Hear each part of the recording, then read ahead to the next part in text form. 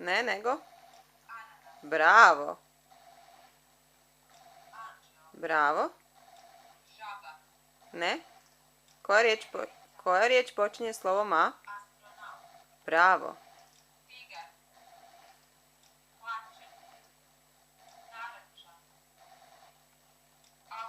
Bravo, autobus počinje slovom A. A ovdje? Bravo. Super. Bravo, Mate. Ćemo izaći iz toga, ući u nešto drugo?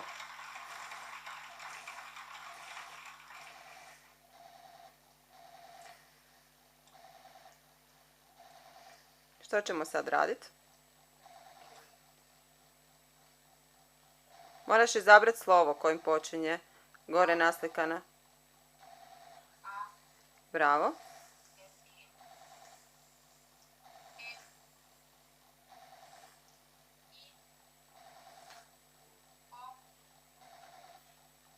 Uho.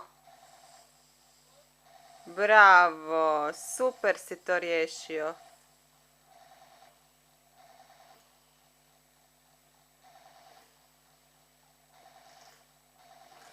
Što ćeš sad raditi? Hoćemo brojati svinjice. 1. Ajmo brojati svinje, Ljube. 1. 2. A zašto ulaziš i izlaziš stalno iz slikice?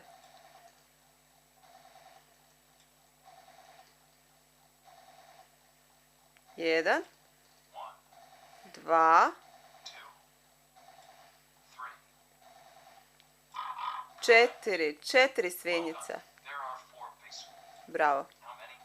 Koliko ima? Ajmo brojati. 1, 2, 3, 4, 5, 6, 7, 8, 9.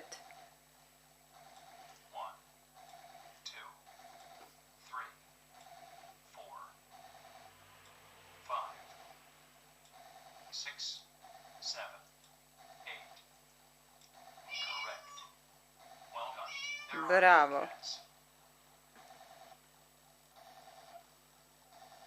Koliko ima krava? 2, 3,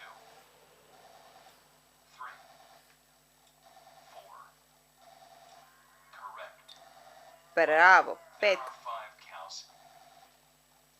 Hoćemo odmah naći koliko. Aha, ideš iz početka, ok. Bravo.